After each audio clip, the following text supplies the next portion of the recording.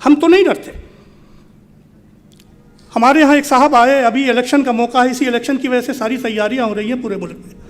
B S P کے لوگ تھے, کہا مسلمانوں کا اتحاد ہونا چاہیے, مظلوموں کا, میں نے کہا ضرور ہونا چاہیے مظلوم کا, لیکن بھائی کا رشتہ بھائی سے برادرانہ ہونا چاہیے, ساجھے داری کا ہونا چاہیے, تابع داری کا نہیں ہونا چاہیے. ہم نے ان سے کہا کہ وہ ایک شعر سنیے, کیا پتے کی بات کہہ دی جامعی اسرار نے, کیوں سمجھتے آ رہے ہیں لوگ بیچارہ ہمیں, بھائی چارے کا یہ مطلب اب نہ ہونا چاہیے, ہم تو ان کو بھائی سمجھیں اور وہ چارہ ہمیں. بیچارے بہت جھیپے. میں نے کہا ہم بھی چاہتے ہیں برابری ہو, مل جل کر کے چلیں, لیکن برابری ہو, دونوں ہاتھ ملے. آپ کو تو ریزرویشن نے 22% ملازمتوں میں پہنچا دیا, اور ہم 22 سے لے کر کے 2 کے اوپر آ کر کے ٹکے ہوئے ہیں.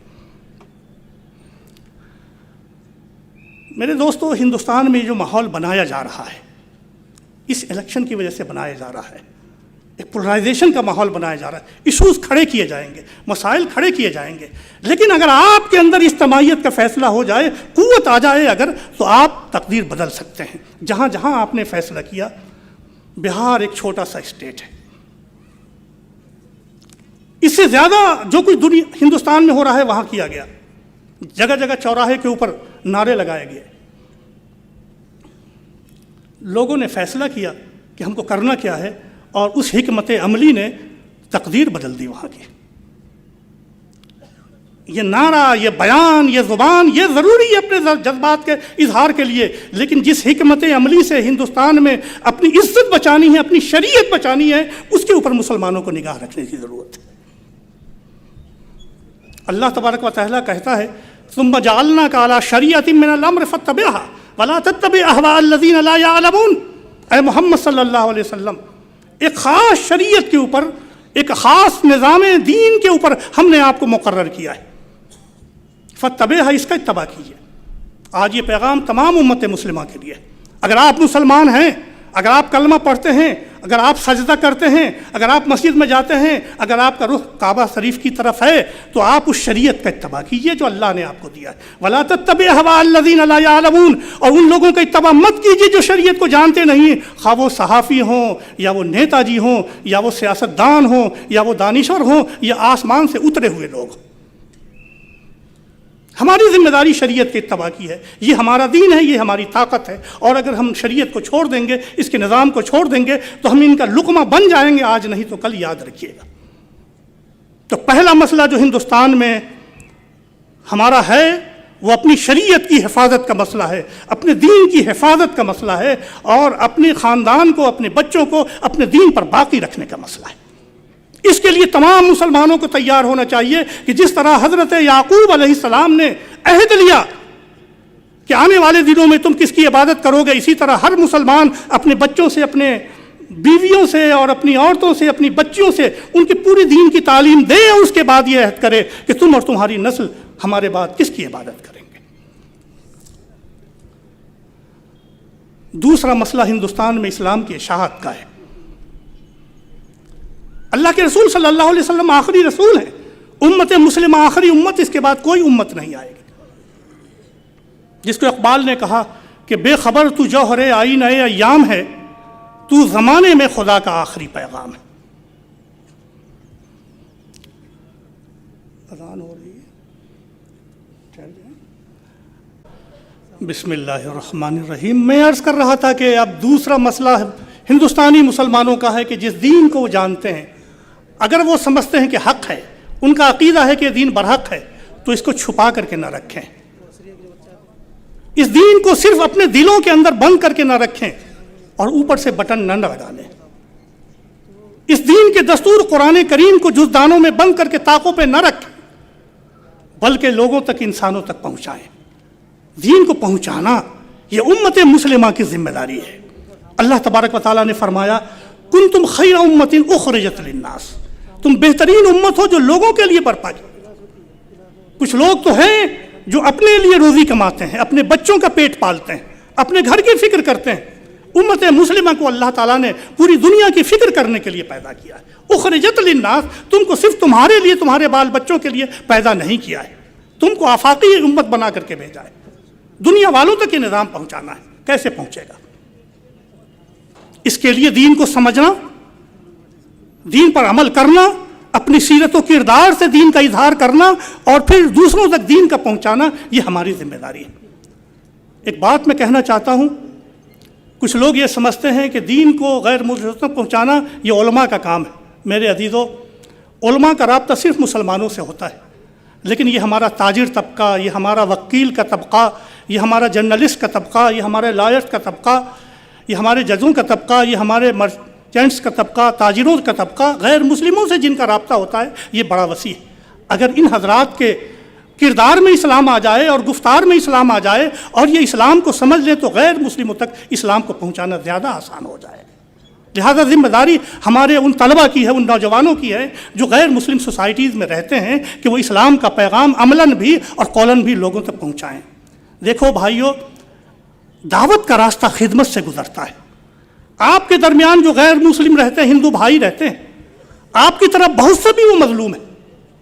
میں تو کہتا ہوں کہ ہندوستان کی اکثریت مظلوموں کی ہے، چند فیصد ہیں وہ لوگ جو کارپوریٹ سیکٹر سے تعلق رکھتے ہیں، جو حکمراں جماعت سے تعلق رکھتے ہیں اور کہ جو ساہوکار لوگوں سے تعلق رکھتے ہیں۔ اکثریت تو مظلوموں ہی کی۔ ان مظلوموں کے دلوں میں جھانکیے، ان کے گھروں پہ دستک دیجیے، گرتے ہوئے کو اٹھائیے، بھوکے کو کھلائیے، ننگے کو پہنائیے، پیاسوں کو پانی پلائیے۔ رسول اللہ صلی اللہ علیہ وسلم نے اسی خدمت سے اپنی دعوت کا آغاز کیا تھا۔ جب پہلی مرتبہ غار حرا میں آپ پر وحی نازل ہوئی اور آپ تشریف لائے حضرت خدیجۃ الکبریٰ رضی اللہ تعالیٰ عنہ کے پاس، فرمایا کہ مجھے چادر اڑا دو، مجھے اپنی جان کا خطرہ لاحق ہے، تو حضرت خدیجۃ الکبریٰ نے فرمایا کلا واللہ لا یخزیک اللہ، خدا کی قسم اللہ تعالیٰ آپ کو رسوا نہیں کرے گا۔ کوئی ذمہ داری دینا چاہتا ہے، کیوں رسوا نہیں کرے گا؟ آپ بڑے باپ کے بیٹے ہیں، والد تو گزر گئے، بڑے مالدار ہیں، کھانے کو پیسے نہیں ہیں، بڑی حیثیت والے ہیں، ایسا بھی تو نہیں ہے۔ کیا ہے؟ اِنَّكَ لَتَحْمِلُ الْكَلَّ وَتُقْرِئُ الضَّيْفَ وَتُكْسِبُ الْمَعْدُومَ وَتُعِينُ عَلَى نَوَائِبِ الْحَقِّ۔ 4 جملے فرمایا، موتی کی طرح قیمتی، جواہرات سے زیادہ لاجواب۔ فرمایا محمد صلی اللہ علیہ وسلم آپ کی زندگی یہ ہے کہ آپ غریبوں کا بوجھ اٹھا لیتے ہیں۔ اس وقت مسلمان تو تھے ہی نہیں، بوجھ کس کا اٹھاتے تھے؟ کس کا اٹھاتے تھے بوجھ؟ بتاؤ بھائیو، غیر مسلموں کا۔ تُقْرِئُ الضَّيْفَ، آپ مہمانوں کو کھانا کھلاتے تھے۔ مسلمان تو آپ کے ساتھ آئیں گے، کھانا کس کو کھلاتے تھے؟ غیر مسلموں کو۔ تُكْسِبُ الْمَعْدُومَ، آپ کس کی خدمت کرتے تھے؟ آپ کس کو پہناتے تھے؟ غیر مسلموں کو۔ وَتُعِينُ عَلَى نَوَائِبِ الْحَقِّ، اور مصیبت کے دن میں آپ کام آتے تھے۔ کس کے کام آتے تھے؟ غیر مسلموں کے کام آتے تھے۔ ہندو بھائیوں، عیسائی بھائیوں، سکھ بھائیوں کے دلوں میں پہنچنا، مصیبت میں کام آنا، ان کے دکھ درد میں شریک ہونا اور ان تک اللہ کا پیغام پہنچانا، یہ آپ کی ذمہ داری ہے۔ مسلمانوں کو مکہ سے نکال دیا گیا، مدینہ چلے گئے، ہجرت کر کے چلے گئے۔ رسول روتے ہوئے گئے، مکہ گوار ہے نا، جا نہیں رہا ہوں، نکالا جا رہا ہوں۔ آپ کے جانے کے بعد اللہ نے قحط بھیجا مکے میں، قحط میں لوگ گرفتار ہو گئے، بھوکوں مرنے لگے۔ جن لوگوں نے نکالا تھا، یاد رکھیے گا، سرداران مکہ، اللہ کے رسول صلی اللہ علیہ وسلم نے پیسے جمع کیے، 500 درہم ابو سفیان اور صفوان بن امیہ کے پاس بھیجا کہ مکے کے لوگ اس وقت بھوکے ہیں، آپ ذرا سے ان کو پیسے ان پہ تقسیم کر دیجئے تاکہ ان کے پیٹ میں دانہ پہنچ جائے۔ یہ ہے رحمت للعالمین۔ رحمت للعالمین کی امت، لوگوں نے ہمیں ستایا کیوں نہ ہو، ہمیں مارا کیوں نہ ہو، ہمیں نکالا کیوں نہ ہو، لیکن جب یہ پریشانی میں ہوں گے تو ہم ہی ان کی مدد کے لیے آئیں گے۔ یہ راستہ ہے خدمت کا جو پہنچتا ہے دعوت تک۔ اگر ہندوستان کے مسلمان یہ طے کر لیں کہ ہم کو اللہ کے دین کی دعوت دینی ہے اور خدمت کے ذریعے سے دینی ہے، تو انشاءاللہ وہ دن دور نہیں کہ یہ اندھیری رات دور ہو جائے گی، تاریکی چھٹ جائے گی۔ میرے دوست اقبال نے کہا تھا کہ خدائے لم یزل کا دست قدرت تو، زباں تو ہے، یقین پیدا کرے غافل کہ مغلوب گماں تو ہے۔ یقین افراد کا سرمایہ تعمیر ملت ہے، یہی قوت ہے جو صورت گرے شمشیر ملت ہے۔ مکان فانی، مکین فانی، ازل تیرا ابد تیرا، خدا کا آخری پیغام ہے تو جاویداں تو ہے۔ اس آخری پیغام کو لے کر کے اٹھیے اور دنیا پہ چھا جائیے۔ اقول قولی ھذا واستغفر اللہ لی ولکم اجمعین، وآخر دعوانا ان الحمد للہ رب العالمین۔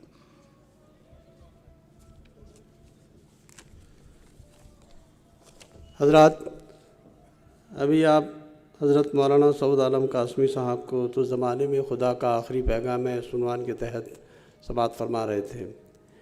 انتہائی ایمان افروز اور دلوں کو، جذبات کو جلا دینے والی گفتگو آپ نے سماعت فرمائی. اب اس کے بعد چند اعلانات ہیں جو میں آپ کے سامنے عرض کر رہا ہوں. نماز جامع مسجد میں 2 بجے ہے، تو شرکائے کانفرنس سے میری گزارش ہے کہ نماز وہ وہیں پڑھے. اس سے پہلے آپ کو نہرو بھون جو جامع مسجد کے سامنے ہی ہے، وہاں کھانا دیا جا رہا ہے. تمام ہی لوگ یہاں سے اٹھ کر نہرو بھون جائیں گے، وہاں آپ کھانا کھائیں گے. کھانا کھا کر آپ جامع مسجد میں نماز ادا کریں گے اور نماز پڑھتے ہی آڈیٹوریم میں آئیں گے، کیونکہ اگلا سیشن 2:30 بجے سے جو ہے شروع کرنا ہے. دوسری بات یہ ہے کہ دوسرے سیشن میں آپ کو فیڈ بیک فارم دیے جائیں گے اس طرح کے. اس میں اپنا نام، پتہ، ای میل ایڈریس وغیرہ لکھ کر اس کانفرنس سے آپ نے جو ہے کیا سے متعلق کیا آپ کے تاثرات ہیں، آپ کیا محسوس کرتے ہیں، اس پر آپ اپنا پیغام اور میسج لکھ کر یہاں پر جو ہے قریب ہی میں جو بکسے لگے ہوں گے اس میں آپ کو جو ہے اس میں ڈال کے جائیں. ایک بار پھر میں اعلان کر رہا ہوں کہ اس سال کا جو ہے کیلنڈر وحدت اسلامی کا وحدت جدید کے کاؤنٹر پر جو ہے موجود ہے، آپ جو ہے اس سے خرید لیں.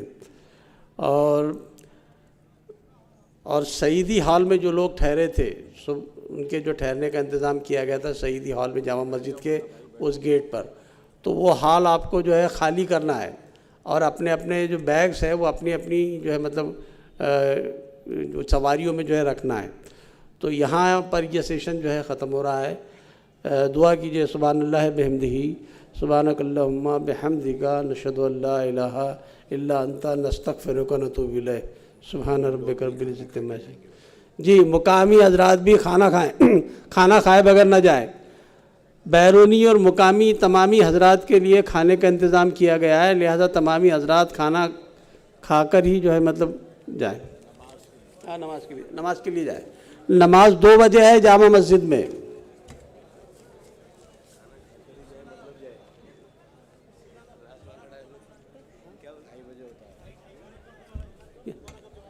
مکہ و مدینہ یہ دولت ایمان جو ملی سارے جہاں کو، یہ دولت ایمان جو ملی سارے جہاں کو. فیضان مدینہ ہے یہ فیضان مدینہ، فیضان مدینہ ہے یہ فیضان مدینہ، فیضان مدینہ. ساحل سے لگے گا کبھی میرا بھی سفینہ، دیکھیں گے کبھی شوق سے مکہ و مدینہ، مکہ و مدینہ، مکہ و مدینہ، مکہ و مدینہ. جو قلب پریشان تھا صدا رنج و علم سے، جو قلب پریشان تھا صدا رنج و علم سے، فیضان نبوت سے ملا اس کو سکینہ، فیضان نبوت سے ملا اس کو سکینہ، اس کو سکینہ. ساحل سے لگے گا کبھی میرا بھی سفینہ، دیکھیں گے کبھی شوق سے مکہ و مدینہ، مکہ و مدینہ، مکہ و مدینہ، مکہ و مدینہ. اے صلی علی آپ کا فیضان رسالت، اے صلی علی آپ کا فیضان رسالت. جو مثل حجر تھا وہ ہوا عرش کے نگینہ، جو مثل حجر تھا وہ ہوا عرش کے نگینہ، عرش کے نگینہ. ساحل سے لگے گا کبھی میرا بھی سفینہ، دیکھیں گے کبھی شوق سے مکہ و مدینہ، مکہ و مدینہ، مکہ و مدینہ، مکہ و مدینہ. اے ختم رسول کتنے بشر آپ کے صدقے، اے ختم رسول کتنے اتنے بشر آپ کے صدقے، ہر شر سے ہوئے پاک بنے مثل نگینا، ہر شر سے ہوئے پاک بنے مثل نگینا، مثل نگینا۔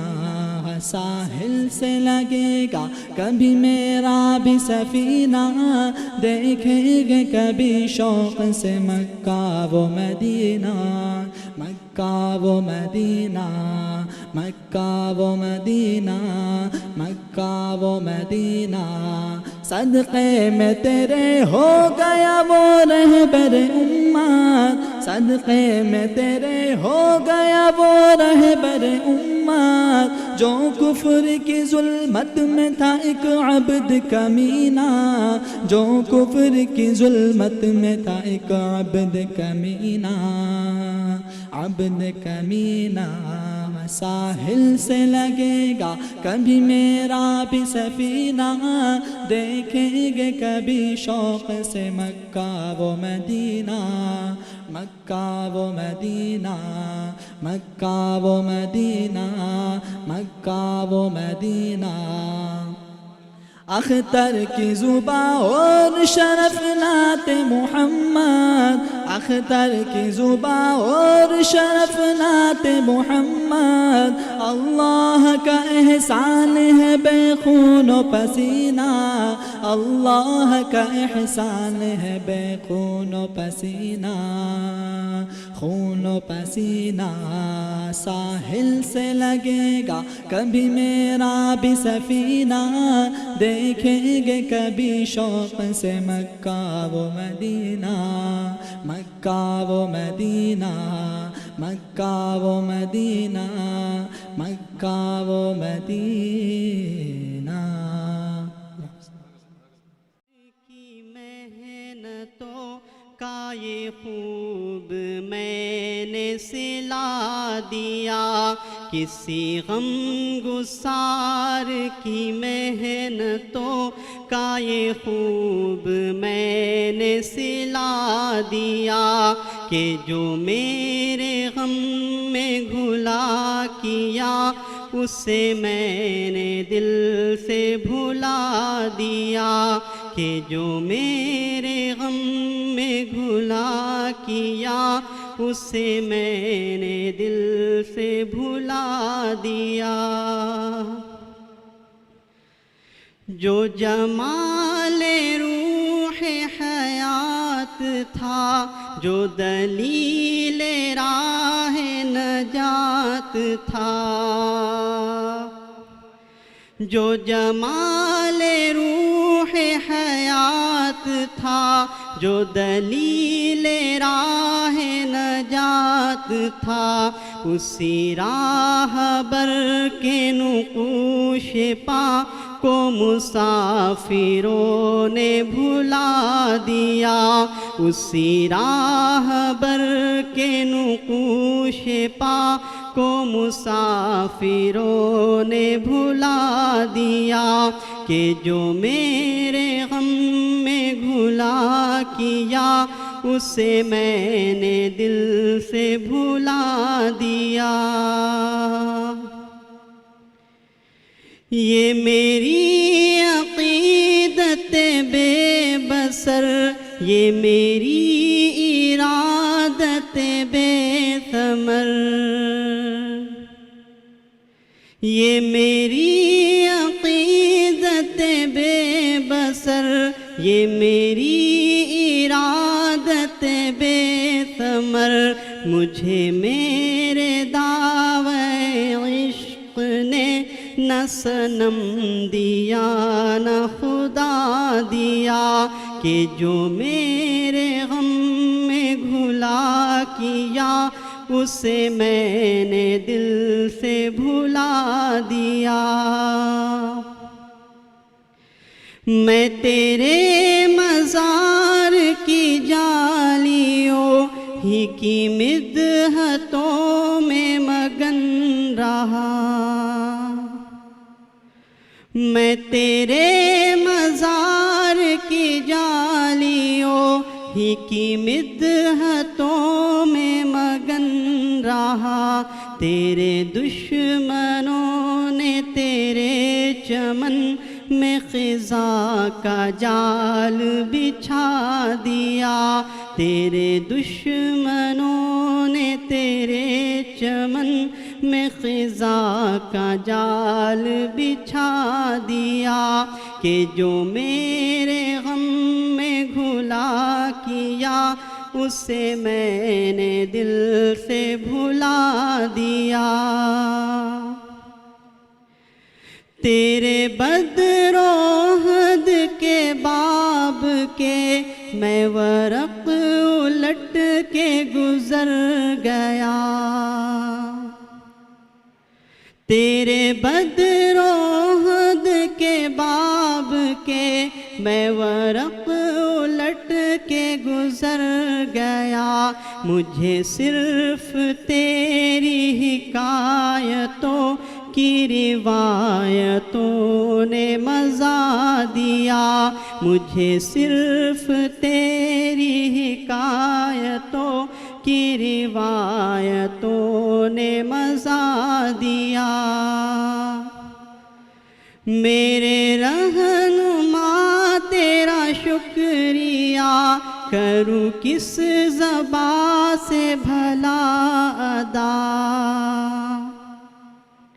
میرے رہنما تیرا شکریہ کروں کس زبان سے بھلا ادا، میری زندگی کی اندھیری شب میں چراغ فکر جلا دیا، کہ جو میرے غم میں گھلا کیا اسے میں نے دل سے بھلا دیا۔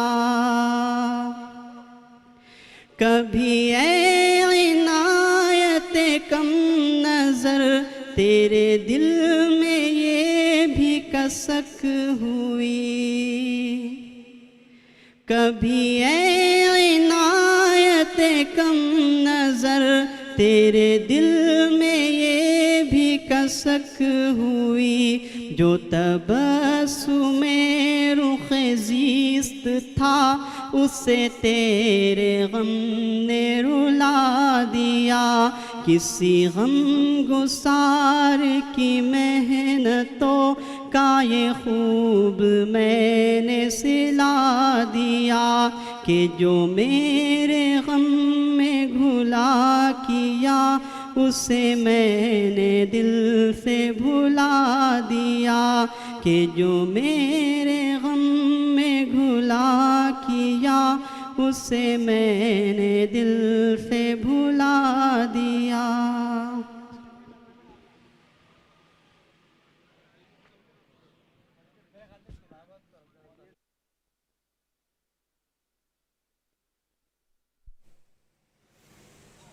بسم اللہ الرحمن الرحیم۔ شرکائے اجتماع سے گزارش ہے کہ وہ آگے کی نشستیں پر کریں تاکہ آنے والوں کو پیچھے کی نشستیں میسر ہوں۔ اسی کے ساتھ میں یہ بھی اعلان ہے کہ باہر کے جتنے اسٹالز ہیں اس کو بند کیے جائیں، پروگرام شروع ہوا چاہتا ہے، سیکنڈ سیشن پروگرام کا شروع ہونا چاہتا ہے، تمام باہر کے اسٹالز بند کیے جائیں اور لوگوں کو اندر بھیج دیا جائے۔ اور اعلان یہ بھی ہے کہ وحدت جدید میگزین کی جتنے باقیات ہیں وہ ڈاکٹر جاوید صاحب کے پاس جمع کرائیں۔ مہاراشٹر کے جو لوگ آئے ہیں ان سے گزارش ہے کہ ڈاکٹر جاوید صاحب کے پاس اس کی رقم جمع کرا دیں۔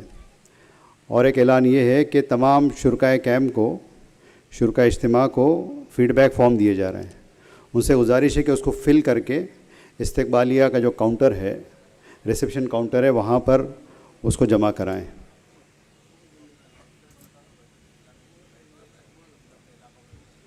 اور ایک اچھی خبر یہ ہے کہ یہ پورا اجتماع اس کو ہم نے لائیو رکھا ہے، وحدت اسلامی ہند .org، یہ وحدت اسلامی کی آفیشیل ویب سائٹ ہے۔ اس ویب سائٹ کے اوپر آپ کو لنک ملے گی، اس کو لنک کو کلک کرنے سے یہ پورا اجتماع گھروں میں بیٹھ کے بھی دیکھا جا سکتا ہے۔ آج کے وقت میں 4G جیو وغیرہ بہت آسانی سے میسر ہے، اس کا استعمال کرتے ہوئے تمام لوگوں سے گزارش ہے کہ اپنے جتنے چاہنے والے، جاننے والے، یا تحریک کے جو اتفاق رکھتے ہیں ان کو اس پورے لنک کو فارورڈ کرا لیں. اور جتنے ہم نے واٹس ایپ کے گروپس بنائے ہیں ان تمام پر اس کو ہم نے ڈالا ہے.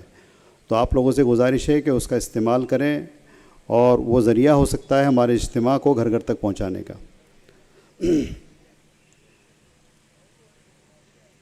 پروگرام کا آغاز انشاءاللہ العزیز تلاوت کلام پاک سے ہوگا. میں دعوت سخن دیتا ہوں سہیل پٹیل صاحب کو، جن کا تعلق گجرات سے ہے، کہ وہ آئیں اور قرآن مجید کی تلاوت پیش کریں. سہیل پٹیل صاحب. وہ والا مائک لو نا سہیل مائک لو.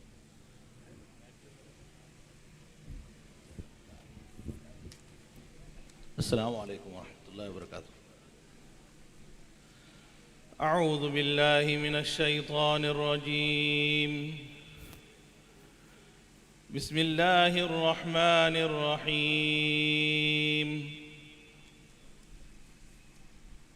والفجر وليال العشر والشفع والوتر والليل إذا يسر هل في ذلك قسم لذي حجر ألم تر كيف فعل ربك بعاد إرم ذات العماد التي لم يخلق مثلها في البلاد وثمود الذين جابوا الصخر بالواد وفرعون ذي الأوتاد الذين طغوا في البلاد فأكثروا فيها الفساد فصب عليهم ربك سوط عذاب إن ربك لبالمرصاد فأما الإنسان إذا ما ابتلاه ربه فأكرمه ونعمه فيقول ربي أكرمن وأما إذا ما ابتلاه فقدر عليه رزقه فيقول ربي أهانن كلا بل لا تكرمون اليتيم ولا تحاضون على طعام المسكين وتأكلون التراث أكلا لما وتحبون المال حبا جما كلا إذا دكت الأرض دكا دكا وجاء ربك والملك صفا صفا وجيء يومئذ بجهنم يومئذ يتذكر الإنسان وأنى له الذكرى يقول يا ليتني قدمت لحياتي فيومئذ لا يعذب عذابه أحد ولا يوثق وثاقه أحد يا أيتها النفس المطمئنة ارجعي إلى ربك راضية مرضية فادخلي في عبادي وادخلي جنتي. صدق الله العظيم.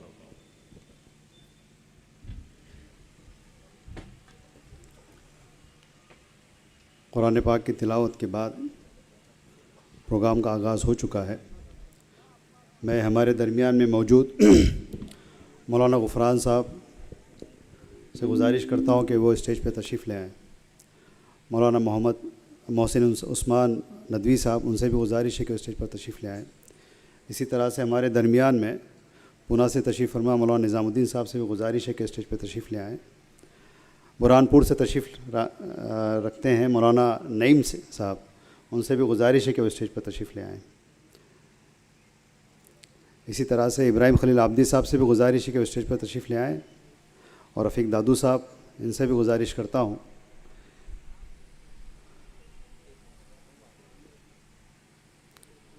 اس پروگرام کے اس دن بھر کے اس پروگرام کے دوسرے سیشن کی پہلی تقریر سے پہلے میں دعوت دیتا ہوں ڈاکٹر محمد مونس صاحب کو کہ وہ کلام اقبال پیش کریں. ڈاکٹر محمد مونس صاحب.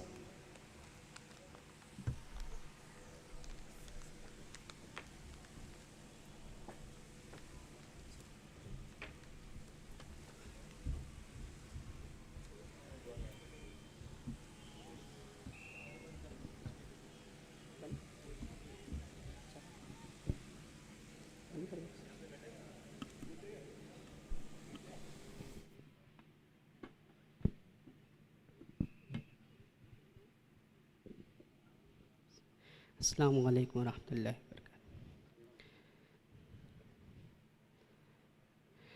آشنا اپنی حقیقت سے ہوئے دہقاں ذرا, آشنا اپنی حقیقت سے ہوئے دہقاں ذرا, دانا تو کھیتی بھی تو, بارہ بھی تو, حاصل بھی تو, دانا تو کھیتی بھی تو, بارہ بھی تو, حاصل بھی تو.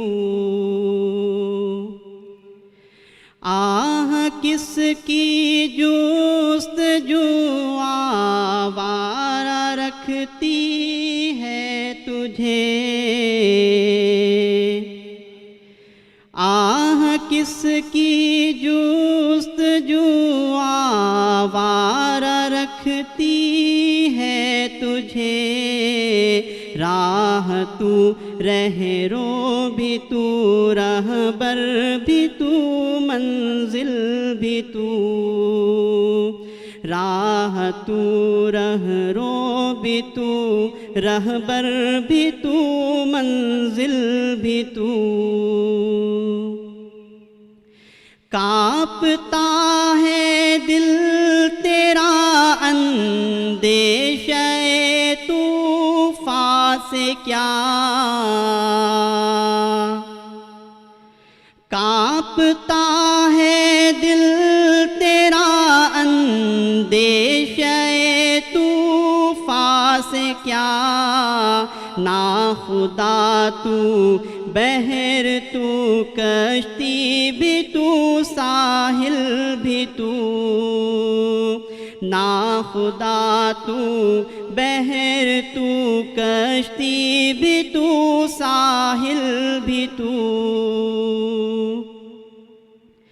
دیکھ آ کر کوچے چاکے گریباں میں کبھی, دیکھ آ کر کوچے چاکے گریباں میں کبھی, قیس تو, لیلا بھی تو, صحرا بھی تو, محمل بھی تو, قیس تو, لیلا بھی تو, صحرا بھی تو, محمل بھی تو. وائے نادانی کہ تو محتاج ساقی ہو گیا, وائے نادانی کہ تو محتاج ساقی ہو گیا, میں بھی تو, مینا بھی تو, ساقی بھی تو محفل بھی تو میں بھی تو مینا بھی تو ساقی بھی تو محفل بھی تو شعلہ بن کر پھونک دے خاشاک غیر اللہ کو شعلہ بن کر پھونک دے خاشاک غیر اللہ کو خوف باطل کیا کہ ہے غارت گرے باطل بھی تو خوف باطل کیا کہ ہے غارت گرے باطل بھی تو خوف باطل کیا کہ ہے غارت گرے باطل بھی تو بے شک یہ بات در حقیقت ہے لیکن اس کے لیے ایک ہی شرط ہے وہ ہے کہ اپنا ناطہ رب سے جوڑو وَاعْتَصِمُوا بِاللَّهِ هُوَ مَوْلَاكُمْ بے شک وہی تمہارا مولا ہے اس عنوان کے تحت میں دعوت سخن دیتا ہوں مولانا جمیل صدیقی صاحب جو ہمارے درمیان میں تشریف رکھتے ہیں کہ وہ آئیں اور اس موضوع پر اپنی گفتگو پیش کریں اس سے پہلے میں ایک اور اعلان کرنا چاہتا ہوں کہ ہمارے درمیان میں مولانا ایوب وردار سے تشریف رکھتے ہیں ان سے گزارش ہے کہ اس اسٹیج پہ تشریف لے آئیں میں دعوت دیتا ہوں جمیل صدیقی صاحب کو کہ وَاعْتَصِمُوا بِاللَّهِ هُوَ مَوْلَاكُمْ اس عنوان کے تحت اپنی گفتگو پیش کریں السلام علیکم ورحمۃ اللہ وبرکاتہ الحمد للہ رب العالمین الرحمن الرحیم مالک یوم الدین والصلاة والسلام علی سید المرسلین وصحابہ الطاہرین الی یوم الدین قال اللہ تعالی فی کتابہ المجید والفرقان الحمید اعوذ باللہ من الشیطان الرجیم بسم اللہ الرحمن الرحیم وجاہدوا فی اللہ حق جہادہ هو اجتباکم وما جعل علیکم فی الدین من حرج ملت ابیکم ابراہیم هو سماکم المسلمین من قبل وفی ھذا لیکون الرسول شہیدا علیکم وتکونوا شہداء علی الناس فاقیموا الصلاة وآتوا الزکاة واعتصموا باللہ هو مولاکم فنعم المولا ونعم النصیر گرامی قدر صدر مجلس محترم علماء کرام قابل قدر بھائیوں اور عزیز ساتھیوں ایک انتہائی اہم موضوع پر جو ملت کی ایک بہت بنیادی ضرورت ہے اس وقت ہمیشہ سے رہی ہے لیکن امت مسلمہ جن نازک حالات سے اس وقت گزر رہی ہے اس میں اس موضوع کی یاد دہانی کے خاطر یہ کانفرنس منعقد کی گئی ہے یہ ایک مہم جس کا آغاز یہاں سے ہو رہا ہے اللہ تعالیٰ کا فضل ہے اس کا احسان ہے کہ ہم اس میں شریک ہیں محترم حضرات اللہ تعالیٰ نے یہ کائنات بنائی ہے اور اللہ تعالیٰ نے ہی انسان کو بنایا ہے اس کائنات کی بہت ساری قوتیں بہت ساری چیزیں اللہ تعالیٰ نے انسان کی ضرورت کے لیے بنائی ہیں قرآن مجید میں فرمایا هو الذی خلق لکم ما فی الارض جمیعا زمین میں جو کچھ ہے وہ ہم نے سب تمہارے لیے بنایا ہے یعنی گویا زمین کی ساری قوتیں ساری افادیت کے جو پہلو ہیں وہ انسان کی نشو و نما اور انسان کی ضروریات کی تکمیل کرتے ہیں خطبے میں عموماً حدیث پڑھی جاتی ہے الدنیا خلقت لکم دنیا تمہارے لیے بنائی گئی ہے لیکن کہیں یہ نہیں پڑھایا جاتا یا نہ پڑھا جاتا ہے کہ اور تم دنیا کے لیے بنے ہو کہا جاتا ہے وَإِنَّكُمْ خُلِقْتُمْ لِلْآخِرَةِ تم آخرت کے لیے بنائے گئے تو اللہ رب العالمین نے ہماری جتنی ظاہری فزیکل ریکوائرمنٹس تھی ضروریات تھیں اس کی تکمیل کا پورا سامان کائنات میں فراہم کیا لیکن اس نے ہمارا جو مقصد وجود تھا ہماری جو روحانی ضرورت تھی ہماری جو اخلاقی ضرورت تھی اس کا بھی انتظام فرمایا اور وہ انتظام رسالت کا نظام ہے انبیاء علیہ السلام دنیا میں تشریفی سے لے لائے کہ انسان کا تعلق اللہ تعالیٰ سے جو ٹوٹ گیا تھا یا انسان کا تعلق جو اللہ تعالیٰ سے کمزور ہو رہا تھا اس کو دوبارہ سے اثر نو اس کو بحال کیا جائے یا اس کو اور مضبوط کیا جائے یہ ہے وہ بنیادی بات جس کے لیے انبیاء علیہ السلام کا سلسلہ جو ہے اختیار کیا گیا. ہزاروں نبی اور رسول دنیا میں تشریف لائے اس لیے کہ انسان کا تعلق اللہ سے جوڑا جائے, اللہ تعالیٰ سے انسان کا تعلق بحال کیا جائے, یا کمزور ہے تو اسے اور مضبوط کیا جائے. آپ اندازہ کیجئے کہ یہ وہ چیز ہے جس کے لیے محمد رسول اللہ صلی اللہ علیہ وسلم بھی فائنلی تشریف لائے, کہ انسانیت کا تعلق اللہ تعالیٰ سے ٹوٹ چکا تھا, جس کے نتیجے میں انسانیت ذلیل ہو رہی تھی. انسانوں نے اپنے آپ کو خود ذلیل کر لیا تھا. اللہ تعالیٰ نے انہیں معزز بنایا تھا, اللہ تعالیٰ نے انہیں اکرم بنایا تھا, اللہ تعالیٰ نے انہیں جو ہے تمام مخلوقات میں افضلیت و شرف دیا تھا. لیکن جب اللہ تعالیٰ سے ان کا ناطہ ٹوٹا, جب اللہ تعالیٰ سے ان کا تعلق ٹوٹا, تو وہی انسان جسے اللہ نے افضل اور اکرم بنایا تھا, وہی انسان چھوٹا ہو جاتا ہے, بندر بڑا ہو جاتا ہے, سانپ بڑا ہو جاتا ہے, بچھو بڑا ہو جاتا ہے, انسان کے سامنے جھکنے لگتا ہے, انسان جنگل اور دریا کے سامنے جھکنے لگتا ہے. یہ وہ بنیادی چیز ہے جس کو لے کے انبیاء علیہ السلام آئے, تاکہ وہ انسان جس نے اپنی بلندی اور اپنی سرفرازی کو بالکل خود ہی دور کر دیا ہے, خود ہی اس سے وہ محروم ہو رہا ہے, اس کو دوبارہ سے حاصل ہو. انبیاء علیہ السلام کے آنے کا ایک بہت بنیادی مقصد ہی یہی تھا کہ انسان کا تعلق اللہ سے جوڑا جائے, تاکہ انسان پستی اور ذلت اور نکبت سے نکل سکے. دوسری بہت اہم بات یہ ہے کہ اللہ رب العالمین نے اپنے نبی کو بھیجا ہی اس لیے تھا کہ دنیا میں اللہ کا کلمہ سربلند ہو. فرمایا قم فانذر وربک فکبر, اے وہ لپیٹ کے لیٹنے والے اٹھیے, تمام انسانوں کو خبردار کر دیجئے, تمام انسانوں کو آگاہ کر دیجئے کہ اگر وہ اللہ تعالیٰ سے نہیں جڑے تو وہ اپنے آپ کو ذلیل کریں گے, وہ پستی کا شکار ہو جائیں گے, وہ قعر مذلت میں چلے جائیں گے, اور دنیا میں ظلم اور عدوان اور فساد پھیل جائے گا. اگر وہ اللہ تعالیٰ کی طرف نہیں آئے تو دنیا میں گویا اپنی ہلاکت کا سامان خود کریں گے. لیکن ایک اور بات کہی گئی, پیغمبر کی ذمہ داری اور پیغمبر کے بعد پیغمبر کے ماننے والوں کی ذمہ داری دی گئی, اور پیغمبر کو فرمایا اللہ تعالیٰ نے وَرَبَّكَ فَكَبِّرْ, آپ اپنے رب کی بڑائی کا اعلان کر دیجئے, اپنے رب کی بڑائی کو قائم کر دیجئے. یہ اللہ کی بڑائی قائم کرنا یہ پیغمبرانہ منشور میں ہے, یہ پیغمبرانہ مقاصد میں ہے.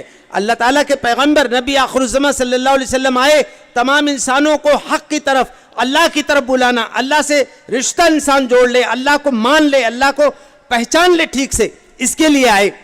اور پھر اس زمین پر اللہ کا کلمہ سربلند ہو, اس کے لیے آئے. تو یہ وہ چیز ہے جو ہمیں بھی سمجھنی پڑے گی. دنیا میں جتنا شر و فساد ہے, اس کے دو بنیادی سبب یہی ہیں کہ انسان اللہ تعالیٰ کو صحیح معنوں میں پہچان نہیں رہا ہے, اللہ تعالیٰ کو سے اس کا تعلق صحیح معنی میں نہیں جڑا ہے. اور دوسری بات, اس دنیا کے اندر جو اللہ کے کلمے کے علاوہ دوسرے کلمے سربلند ہیں, اللہ کے دین کے علاوہ جو دوسرے نظریات اور ادیان غالب ہیں, یہ ہے فساد کا سرچشمہ, یہ ہے فساد کا اصل سبب. ہماری ذمہ داری ہے, یہ نبی پاک صلی اللہ علیہ وسلم کی امت کی حیثیت میں ہماری ذمہ داری ہے کہ ہم اللہ کے کلمے کو سربلند کرنے کی کوشش کریں. یہی قیامت تک امت مسلمہ کا ایک مقصد رہے گا. جلی حرفوں سے قرآن میں گویا یہ منصب بیان کر دیا گیا ہے کہ امت مسلمہ اسی وقت تک گویا اپنے فرض میں منصبی پہ رہے گی, اور وہ مقام و شرف اس کا رہے گا جب تک وہ اللہ کے کلمے کو سربلند کرنے کی جدوجہد کرے گی. اللہ کے کلمے کی سربلندی کا مطلب کیا ہے یہ سمجھ لیں. شاہ عبد القادر رحمۃ اللہ علیہ جو شاہ ولی اللہ کے بیٹے ہیں, انہوں نے ایک جگہ لکھا کہ اللہ کے کلمے کی سربلندی کا مطلب یہ ہے کہ ابھی تک انسان حالت کفر میں تھا, ابھی تک دیوی دیوتا چاند سورج کی جے بول رہا تھا, اللہ پہ ایمان لایا, اللہ سے تعلق جڑ گیا اس کا, اب وہ اللہ اکبر کہے گا, اللہ ہی بڑا ہے, اللہ ہی بڑا ہے, اللہ ہی بڑا ہے, اس کی رٹ لگائے گا, اس کا گویا اللہ کی جے بولے گا. ابھی تک دوسروں کی جے بول رہا تھا, اللہ کی جے بولے گا. یہی تو مقصد ہے دنیا میں پیغمبر کے آنے کا بھی, کہ اللہ کی جے دنیا میں بولی جائے. جتنی جے ملک کے اندر, ملک کے باہر, پوری انسانیت کے اندر اللہ کے علاوہ جتنی جے بولی جا رہی ہے اس کو ختم کیا جائے, اس کو کمزور کیا جائے, اس کے مقابلے میں اللہ کی جے بولی جائے. یہ وہ چیز ہے جو وَرَبَّكَ فَكَبِّرْ, اپنے رب کی بڑائی کا اعلان کر دو, اپنے رب کی بڑائی کو قائم کرو. انہوں نے ایک عجیب بات کہا کہ یہ تو ابتدا کی بات ہے کہ ایک آدمی حالت کفر سے حالت ایمان میں آیا, اب دیوی دیوتاؤں اور دوسرے انسانوں اور مظاہر کائنات کی جے بولنے کے بجائے اللہ کی جے بولے گا. لیکن کہتے ہیں بعض لوگوں نے لکھا کہ یہی کل ہے. شاہ صاحب کہتے ہیں یہ کل نہیں ہے, یہ ابتدا ہے, یہ پہلا قدم ہے. اس کا آخری قدم یہ ہے کہ اس زمین پر اللہ کے علاوہ کسی کی نہیں چلے گی. یہ ہے وہ رب کا فکبر. میرے بھائیوں، میرے عزیز ساتھیوں، یہ وہ چیز ہے جو ہمیں سمجھنی ہے. محمد رسول اللہ صلی اللہ علیہ وسلم ہمیں اللہ سے جوڑنے کے لیے پیغام اور مشن لے کے آئے. تو اللہ سے جوڑنے کا یہ مقصد بالکل نہیں تھا کہ ہم جوگی بن جائیں، ہم سنیاسی بن جائیں، ہم جا کے کسی غار و گفا میں پناہ لے لیں، وہاں اللہ کا ذکر کرتے رہیں. نہیں، اللہ کے پیغمبر کا اسوہ یہ ہے کہ اسی دنیا کے اندر جہاں اللہ کی بڑائی کے علاوہ دوسری بڑائیاں قائم ہیں، ہم اللہ کی بڑائی کا اعلان کریں گے، اس کو قائم کرنے کی کوشش کریں گے، اس کے نظام کو غالب کرنے کی کوشش کریں گے. یہ ہے وہ مشن، یہ ہے وہ ناطہ. جب اللہ سے جڑے گا، ایک آدمی کا ناطہ اللہ سے جڑا ہے، بہت وضاحت کے ساتھ اس کو سمجھ لیجئے، وہ اللہ سے پر ایمان کا دعویٰ کرتا ہے اور نظام کفر غالب ہے اور ظالمانہ اور کافرانہ اور طاغوتی نظام پھل پھول رہا ہے، تو اس کا اللہ پر ایمان رکھنے، اللہ سے ناطہ جوڑنے کا اس کا دعویٰ محل نظر ہے. اگر اس کو بے چینی نہیں ہوتی، اگر اس کو پریشانی نہیں محسوس ہوتی، اگر اس کو یہ بالکل کوئی الجھن نہیں محسوس ہو رہی ہے کہ وہ مومن ہے، وہ مسلم ہے، وہ اللہ رب العالمین کہ آخری پیغمبر کا امتی ہے اور دنیا میں اللہ کا دین غالب نہ ہو کر کے کافرانہ اور شیطنت کا نظام غالب ہے، اگر اس کو کوئی پریشانی نہیں ہے تو یقین مانیے اس کا ایمان ہی محل نظر ہے. تو ہمیں اپنے ایمان کی بھی حفاظت کرنی ہے. ہمارے فقہاء نے بہت وضاحت کے ساتھ لکھا کہ اگر دین غالب نہیں ہوگا تو دین کے 70% حصے پہ عمل نہیں ہو سکتا ہے. تو ہمیں اللہ کے کلمے کو سربلند کرنا ہے. یہ وہ پیغمبرانہ مشن ہے جو ہمیں اللہ رب العالمین کے ذریعے ملا ہے، نبی پاک صلی اللہ علیہ وسلم کا ورثہ ملا ہے. یہ کام ہمیں کرنا ہے. آپ یہ سمجھ لیجئے، اللہ رب العالمین نے یہ جو آیت میں نے بھی آپ کے سامنے پڑھی، اس کے علاوہ ایک اور آیت بہت مشہور قرآن مجید کے پڑھی جاتی ہے. وہاں فرمایا سورہ آل عمران میں وَاعْتَصِمُوا بِحَبْلِ اللَّهِ جَمِيعًا وَلَا تَفَرَّقُوا، اور اللہ کی رسی کو مضبوطی سے پکڑ لو اور آپس میں تفرقے میں نہ پڑو. اور یہاں بات کہی جا رہی ہے وَاعْتَصِمُوا بِاللَّهِ هُوَ مَوْلَاكُمْ فَنِعْمَ الْمَوْلَى وَنِعْمَ النَّصِيرُ. دیکھو اللہ سے ناطہ جوڑ لو. بعض دو لوگوں نے ترجمہ کیا، قدیم مترجمین نے، اللہ کا سہارا تھام لو. ایسا ترجمہ کیوں کرنے کی ضرورت پیش آئی؟ بات یہ ہے کہ یہ آیت ہی کی ضرورت کیوں پیش آئی؟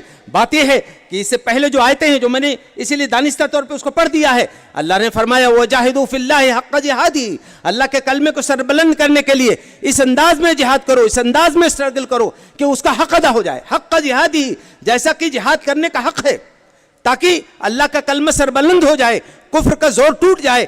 ایسا جہاد کرنے کے لیے فرمایا کہ تمہیں ہم نے دین میں کوئی حرج نہیں رکھا. مطلب یہ کوئی ایسی پابندیاں نہیں ہیں جو دین کے سربلندی کے لیے جائز حدود میں جو بھی کاوشیں تم کرو گے وہ سب اس کی اجازت ہے. گویا فرمایا کہ تمہارے باپ ابراہیم کا طریقہ، یہاں آگے فرمایا کہ ہم نے، اور اللہ یہ بعض لوگوں نے قوی بات ہی ہے ہوا سماکم المسلمین، اس نے تمہارا نام مسلم رکھا ہے.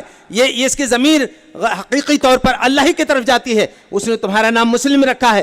لیکن حضرت ابراہیم علیہ السلام کے ذریعے بھی قرآن مجید ہی کے ایک نص ہے کہ جب انہوں نے کہا ربنا وجعلنا مسلمین لک وذریتنا امۃ مسلمۃ لک، یہ امت مسلم کی بات ہے. یہاں ہمیں نسبت ابراہیمی کی یاد دلائی گئی، ہمارا نام مسلم رکھا گیا. یہ اللہ رب العالمین سے ناطہ جوڑنے والی یہ امت 2.25 ارب کی، کاش کی اسی لفظ کی لاج رکھ لیتی کہ ہم امت مسلم ہیں.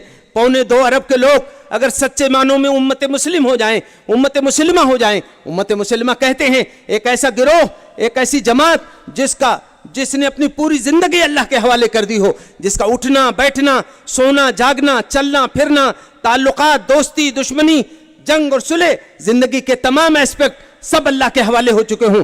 معاف کیجئے، آج یہ امت مسلمہ یقیناً ہمیں فخر ہے، ہمیں سعادت کی بات ہے ہمارے لیے کہ ہم امت مسلمہ کے لوگ ہیں. لیکن ہمیں اپنے اس نام کی لاج رکھنی ہے، ہمیں اس نام کا حق ادا کرنا ہے، ہمیں اپنی پوری زندگی کے تمام معاملات کو اللہ کے حوالے کرنا ہے. اللہ رب العالمین کے اشارے پہ سارے کام ہونے چاہیے. دنیا کو دیکھ کے سمجھ میں آئے کہ یہ ایک وہ گروہ ہے جو واقعی امت مسلمہ ہے، جس نے اپنے آپ کو اللہ کے حوالے کر رکھا ہے. معاف کیجئے، عمل کا اور دعوے کا تناقض، عمل اور دعوے میں جو فرق ہوتا ہے وہ فرق اگر رہے گا زیادہ دیر تک تو ہماری حالات جتنے ابھی ہماری صورتحال جتنی ابھی خراب ہے اس سے زیادہ خراب ہونے کا اندیشہ ہے. اللہ تعالیٰ ایسی نحوست سے ہمیں دور رکھے. جو سچا نام ہمیں دیا گیا ہے اس نام کی ہم لاج رکھیں، اس کے پورے وقار کا لحاظ رکھیں اور صحیح معنوں میں امت مسلمہ بننے کی کوشش کریں. میں نے یہ بات اس لیے وضاحت نص کی کہ یہاں چونکہ جہاد کی بات ہے، شہادت حق کی بات ہے، کفر کے غلبے کو توڑ کر کے اللہ کے کلمے کو سربلند کرنے کی بات ہے، اس لیے واعتصموا باللہ کا قرینہ لایا گیا ہے. تم اللہ سے جڑ جاؤ. جو اللہ سے جڑ جائے گا, جس کا ناطہ اللہ سے ہو جائے گا, اللہ کی ساری قوتیں, اللہ تعالیٰ کی اس کائنات کی ساری چیزیں اس کی معیت میں آ جائیں گی, اس کی پشت پہ آ جائیں گی. اللہ تعالیٰ کی مدد اس کے شامل حال ہوگی. گویا اللہ سے, اللہ کے کلمے کو سربلند کرنے کے لیے یہ امت مسلمہ اٹھے تو اللہ رب العالمین سے گویا اللہ سے ناطہ بنانے, سنوارنے اور تعلق جوڑنے کے نتیجے میں اللہ کی مدد کہ ہم مستحق ہوں گے. اللہ تعالیٰ ہم پہ توجہ فرمائے گا, محبت کی نگاہ کرے گا, ہماری کمزوریوں کو دور کرے گا. اسی کمزور حالت میں بھی ہمیں وہ قوتیں عطا کرے گا کہ کفر کا زور ٹوٹ جائے. اس وجہ سے یہاں واعتصموا باللہ لایا گیا ہے تاکہ کفر کے مقابلے میں اللہ کا سہارا پکڑنے کی بات ہے. یہ ایک جگہ نہیں ہے, قرآن میں اور جگہوں پہ ہے. کہا کہ وَإِن تَنْصُرُوا اللَّهَ يَنْصُرْكُمْ وَيُثَبِّتْ أَقْدَامَكُمْ, اگر تم اللہ کی مدد کرو گے تو اللہ تمہاری مدد کرے گا. اللہ تمہاری مدد کرے گا مطلب تمہارے قدموں کو جمع دے گا. اللہ تعالیٰ تمہیں حوصلہ دے گا, تمہیں سخت حالات میں سکون و طمانینت دے گا. اور یہی بات, یہی قرینہ وہاں اس آیت میں ہے جو سورہ احزاب کی ہے. لَقَدْ كَانَ لَكُمْ فِي رَسُولِ اللَّهِ أُسْوَةٌ حَسَنَةٌ لِمَنْ كَانَ يَرْجُو اللَّهَ. یہ بہت اہم بات کہی گئی کہ ہمارے نبی کا اسوہ وہ تمہارے لیے زندگی کے تمام معاملات میں بہترین نمونہ ہے, بہترین اسوہ ہے ہمارے نبی کی زندگی میں تمہارے لیے. لیکن ہمارے نبی کے اس اسوے پر عمل کون کرے گا؟ ہمارے نبی کا اسوہ تو اتنا اعلیٰ, اتنا انقلابی,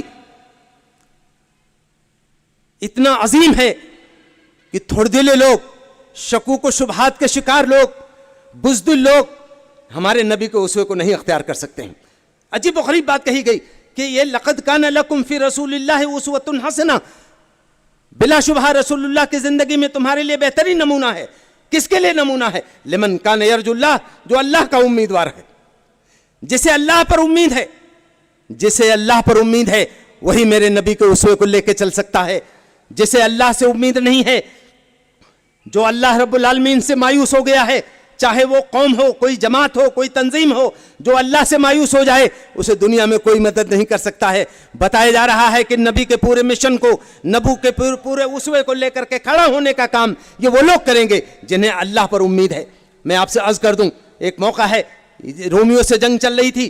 حضرت خالد ابن ولید رضی اللہ عنہ سے ان کے خفیہ نظام کے ذمہ دار نے آ کے کہا, امیر لشکر آج رومیوں کی فوج بہت زیادہ ہے, ہماری تعداد 30,000 ہے, رومی 2.5 لاکھ ہیں. یہ ہے لمن کان یرجو اللہ کی تعبیر, یہ ہے واعتصموا باللہ کا نتیجہ. حضرت خالد نے جواب دیا, خدا کی قسم اگر میرے گھوڑے کے کھر جو آج کل زخمی چل رہے ہیں اچھے ہوتے تو میں رومیوں کے سردار سے خود جا کے ملتا اور کہتا ہے اتنی اور فوج بلا لاؤ. میرے بھائیوں, یہ چیز ہے واعتصموا باللہ کا مطلب, اللہ سے جڑ جانے کا مطلب. میں دوبارہ سے یہ بات عرض کر رہا ہوں کہ کہیں کسی غار میں بیٹھ کر کے اللہ کو یاد کرنے کا نام نہیں ہے. اور معاف کیجئے, میں پوری ذمہ داری کے ساتھ بات عرض کر رہا ہوں. محمد الرسول اللہ صلی اللہ علیہ وسلم کوئی جوگی نہیں تھے, کوئی سنیاسی نہیں تھے, کوئی تارک الدنیا شخصیت کا نام محمد رسول اللہ صلی اللہ علیہ وسلم نہیں ہے. آپ انسان کامل تھے, آپ امام انقلاب تھے. آپ آئے تھے اس لیے کہ تاکہ دنیا میں دوسرے ادیان, جو ادیان باطلہ اور ادیان شیطنت ہیں, ان کے زور کو توڑ کر لِیُظْہِرَهُ عَلَى الدِّینِ کُلِّهِ, تمام دینوں پر اس دین کو غالب کیا جائے. جو شخص تمام دنیا میں اتنا بڑا انقلابی مشن لے کر کے آئے کہ وہ دنیا کے تمام دینوں پر اللہ تعالیٰ کے دین کو غالب کرنے کا جو ہے جو جہد کا آغاز کر دے, وہ جوگی نہیں ہو سکتا, وہ سنیاسی نہیں ہو سکتا. وہ تو انسانیت جو جس جہد و مسلسل کے لیے, جس سعی و جہد کے لیے اللہ تعالیٰ نے محمد صلی اللہ علیہ وسلم کو وجود بخشا, آپ کو دنیا میں بھیجا, اسی کے لیے انسانیت کو تیار کرنے آئے تھے. تو محمد رسول اللہ صلی اللہ علیہ وسلم کی امت کو سمجھنا چاہیے کہ واعتصموا باللہ کا مطلب کوئی ایسا منفی, کوئی ایسا جو بزدلانہ, کوئی ایسا مطلب جو مسلمانوں کو کارگاہ عمل سے جو ہے جد و جہد کے میدان سے ہٹا کر کے کسی گوشے میں لے جائے. ہمارا مطلب ایسا واعتصموا باللہ کا نہیں ہے. ہم واعتصموا باللہ کے اس سلوگن کے ذریعے, اس آیت مبارکہ کے ذریعے ہم چاہتے ہیں کہ امت مسلمہ میں ایک روح پیدا ہو. میں چند جو ہے اشارات اس سلسلے میں کر کے اپنی گفتگو کو مکمل کرنا چاہتا ہوں. ایک بات تو یہ ہے کہ واعتصموا باللہ میں سب سے بنیادی چیز جو ہے وہ اللہ پر ایمان ہے. اللہ پر جتنا ایمان ہمارا قوی ہوگا, اسی قدر اس جد و جہد کے راستے میں ہم پوری رفتار سے, پورے عزم و حوصلے سے چل سکیں گے. ہمارے ہاں آج کل ایک غلط فہمی ہوتی جا رہی ہے. میں ملک کے طول و عرض میں گھوم گھوم کے میں محسوس کر رہا ہوں اس چیز کو کہ ہم نے یہ سمجھ رکھا ہے کہ ہم اپنی نئی نسل کو آبجیکٹو انداز میں ذرا سا کچھ توحید کی بات یاد کرا دیں, کچھ صحابہ کے نام یاد کرا دیں, کچھ انبیاء کے نام یاد کرا دیں. یہ آبجیکٹو نالج, معاف کیجئے گا, only this objective knowledge is not enough at all. یہ کافی نہیں ہو سکتا ہے. امت مسلمہ کے اندر ایمانی روح پیدا کرنی پڑے گی. بچوں کو ایمانی لذت سے سرشار کرنا ہوگا بچوں کو, تب وہ بچے اللہ کے کلمے کے لیے سب کچھ لگانے کے لیے تیار ہوں گے. جو بچے آبجیکٹو نالج کی حد تک رہ جاتے ہیں, وہاں غیر مسلم لڑکے بھی آپ کے مقابلوں میں, آپ کے کمپٹیشنز میں آ کر کے باقاعدہ جو ہے انعامات حاصل کرتے ہیں. یہ صرف یہ آبجیکٹو نالج ہمارے مسائل کا حل نہیں ہے. ہمیں وہ ایمان چاہیے. آبجیکٹو نالج کی بات سنا دوں آپ کو کہ مولانا تھانوی صاحب سے, حضرت تھانوی سے ایک صاحب نے آ کے کہا کہ گاندھی جی کہتے ہیں کہ میں جانتا ہوں کہ محمد صلی اللہ علیہ وسلم بڑے آدرش پروش تھے, وہ یتیموں کے ہمدرد تھے, بیواؤں کے سرپرست تھے. حضرت تھانوی کی روح کو اللہ سکون دے, انہوں نے کہا جب وہ جانتا ہے تو مانتا کیوں نہیں ہے؟ یہ ماننے کی ضرورت ہے, یہ ایمان کی ضرورت ہے. وہ اللہ جو کائنات کا خالق ہے, جو مالک ہے, کائنات کی ساری قوتیں جس کی مٹھی میں ہیں, اور ہم جس کے گویا اس وقت اس کے کلمے کے نمائندے ہیں دنیا میں. کسی نے بڑی عجیب بات کہی, ہر ملک ملک ماست کہ ملک خدائے ماست. ہر ملک ہمارا ملک ہے کیونکہ ہمارے خدا کا ملک ہے. یہاں ہم جب موجود رہیں گے, جو اس ملک کے اندر جو ہمارے خدا کا ملک ہے, اور اس میں اللہ ہمارے خدا کے علاوہ کسی اور کا قانون چلے گا, یقیناً ہم بے چین ہوں گے, یقیناً ہم تڑپ جائیں گے, یقیناً اس قانون کی بالادستی کو روک کر کے اللہ کے کلمے کو سربلند کرنے کی کوشش کریں گے. یہ مقصد ہے واعتصموا باللہ کا, یہ سلوگن چھیڑنے کا. مقصد یہ نہیں ہے کہ امت مسلمہ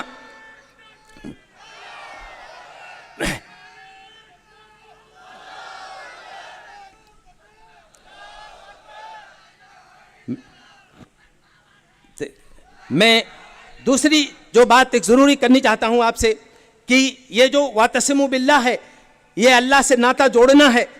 یہ قرآن مجید کے ایک آیت ہم بہت اکثر پڑھتے ہیں سورہ بقرہ کی کہ وَاسْتَعِينُوا بِالصَّبْرِ وَالصَّلَاةِ إِنَّ اللَّهَ مَعَ الصَّابِرِينَ. نماز سے اور صبر سے مدد لو, بلا شبہ اللہ صبر کرنے والوں کے ساتھ ہے. ترجمہ یہی ہے, یہ ترجمہ کرنے والوں کی مجبوری ہے. لفظ جو استعمال ہوا ہے, معیت کا لفظ استعمال ہوا ہے, ان اللہ مع الصابرین, اللہ ان لوگوں کے ساتھ ہے, ان لوگوں کو اللہ کی معیت صادقہ میسر آئے گی جو صابرین ہیں, جو جم جانے والے ہیں, جو استقامت اختیار کرنے والے ہیں اللہ کے کلمے پر, اللہ کے پر ایمان پر جمنے والے ہیں, جو ہر آن بدلتے حالات میں گرگٹ کی طرح رنگ بدلتے ہوں, حالات کے نشیب و فراز میں ان کا ایمان اور ان کا اسلام بدلتا رہتا ہو. ایسے لوگوں کو اللہ کی میت صادقہ میسر نہیں آ سکتی. ہمیں اگر یہ چاہت ہے, اگر ہماری یہ آرزو ہے کہ ان اللہ مع الصابرین, بے شک اللہ کی معیت ان لوگوں کو ملے گی جو صبر کرنے والے ہیں, جمنے والے ہیں, تو ہمیں ہر آن ایک رنگ اختیار کرنا پڑے گا جو اللہ کا رنگ ہے. صبغۃ اللہ, ومن احسن من اللہ صبغہ, اللہ کا رنگ اختیار کرو, اور اللہ کے رنگ سے بہتر کس کا رنگ ہے؟ میرے بھائیوں اور میرے دوستوں, یہ استقامت کی وہ تاریخ ہے جو حضرت خباب, حضرت بلال, حضرت سمیہ سے شروع ہوتی ہے, تو پھر مصر میں اخوان تک آتی ہے, ترکی میں سعید الزمان نورسی کے لوگوں تک آتی ہے. میں صرف دو باتیں آپ سے عرض کرنی چاہتا ہوں. حضرت بلال رضی اللہ عنہ کے بارے میں آتا ہے کہ ایک موقع پر ان دشمنوں نے ان کو گھسیٹا, اور گھسیٹ کر کے پورے مکے میں ان کو لے گئے, پیٹ پوری لہولہان ہو گئی, لے جا کر کے کنکریاں بچھائیں, پیٹ کے بل لٹا دیا. ظاہر ہے کیا عالم ہوا ہوگا ان کو, بے ہوش ہو گئے, سینے پہ پتھر لا کے رکھ دیا گیا, زبان ترچھی ہو کر کے باہر نکل آئی. یہ اللہ تعالیٰ سے یہ تعلق تھا جس کو پتھر کے وزن اس کو نہیں توڑ سکا, جس کو زخموں کی چبھن اس کو متاثر نہیں کر سکی. وہ تو نشہ کچھ اور بڑھتا ہی چلا گیا. بعد میں ایک کافر نرم دل آدمی تھا, اس نے آ کر کے پتھر ڈھکیل کے گرا دیا, بلال کے حلق میں لا کے پانی دینے لگا, حلق میں پانی ڈالنے لگا. تھوڑی دیر میں بلال کی زبان ہلنے لگی, تھوڑی دیر میں آواز آنے لگی. اس نے سننے کی کوشش کی تو بلال وہی کہہ رہے تھے جس چیز کے کہنے کی وجہ سے ان کو اس حالت تک پہنچایا گیا تھا. بلال کہہ رہے تھے کہ احد احد احد, اللہ تو بس ایک ہے, اللہ تو بس ایک ہے, اللہ تو بس ایک ہے. اس آدمی نے حضرت بلال رضی اللہ عنہ کو لے جا کر کے ایک طرف لے گیا, بڑے ہمدردانہ انداز میں کہا, بلال کیوں نہیں تم ساتھ چھوڑ دیتے محمد کا صلی اللہ علیہ وسلم, کیوں نہیں اس دین کو چھوڑ دیتے؟ جس دن سے تم نے اس دین کو اختیار کیا ہے روزانہ تمہاری یہ درگت بنائی جاتی ہے, نئے نئے ظلم و ستم کے تجربے تمہارے اوپر جو ہے کیے جاتے ہیں, کیوں نہیں ساتھ چھوڑ دیتے؟ بلال نے لپک کر کے اس آدمی کے کندھے پہ ایسے ہاتھ رکھ دیا, کہا میرے بھائی تم بازار میں مٹی کا 2 پیسے کا برتن خریدتے ہو تو اس کو ایسے ٹھوک بجا کے دیکھتے ہو کہ اس میں کوئی کھوٹ تو نہیں ہے, تو میرے رب نے مجھے جنت کے بدلے میں خرید لیا ہے, میرے رب نے مجھے جنت کے بدلے میں خرید لیا ہے. اب میرا رب مجھے ٹھوک بجا کے دیکھ رہا ہے کہ میرے بلال میں کہیں کوئی کھوٹ تو نہیں ہے. میں بہت ادب کے ساتھ عرض کر رہا ہوں, یہ استقامت, یہ واعتصموا باللہ کا تقاضا یہ ہے, جب ہم اللہ سے جڑیں اور اللہ کے کلمے کے نتیجے میں کچھ پریشانیاں اور کچھ جو ہے مسائل آئیں, ہم استقامت